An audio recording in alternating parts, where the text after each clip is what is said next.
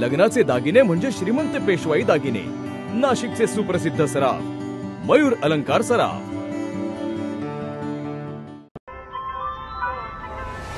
ताज्या बातम्यांसाठी नाशिक न्यूजच्या YouTube चॅनलला सबस्क्राइब करा आणि बेल आयकॉनला प्रेस करा।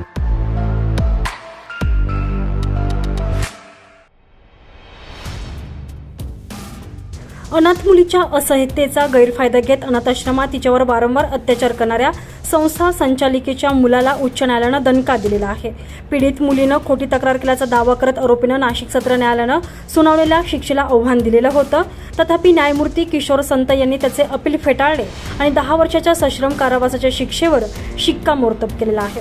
अल्पवयीन मुलीवरील अत्याचार प्रकरणी अतुल अलबाद आणि त्याची आई सुशीला अलबाद या दोघांना नाशिक सत्र न्यायालयानं पोक्सो कायद्याअंतर्गत 10 वर्षाचा सश्रम कारावास ठोठावलेला होता।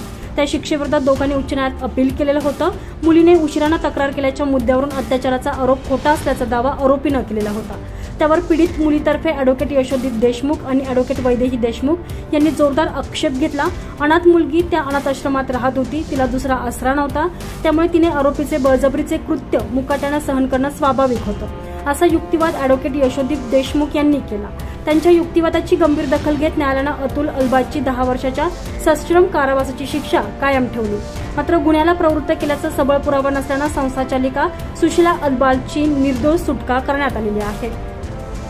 नाशिक जिल्ह्यातील पेठ येथे जिल्हा आदिवासी महिला हक्क संरक्षण समितीच्या नियंत्रणाखाली अनाथ मुलींसाठी अनाथाश्रम चालवलं जातं। 2013 मध्ये पीडित अनाथ मुलीला रेल्वे स्थानकाच्या आवारातून येथे आणण्यात आलेलं होतं।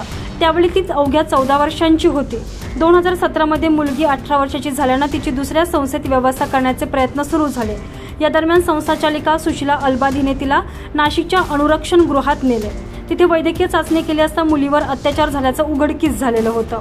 ऑक्टोबर 2015 मध्ये दिवाळी सुट्टी संस्थाचालिकेचा मुलगा अतुलनं बळजबरीनं अत्याचार केल्याचं मुलीनं सांगितलं। हा प्रकार संस्थाचालिका सुशीलाला सांगितला होता, मात्र तिने कुठेही वाच्यता न करण्याची धमकी दिलेली होती। नंतर अतुलनं वारंवार अत्याचार केले होते। मुलीनं हा प्रकार सांगितल्यानंतर अनुरक्षण गृहाच्या अधीक्षकांनी पोलिसात तक्रार दाखल केली होती।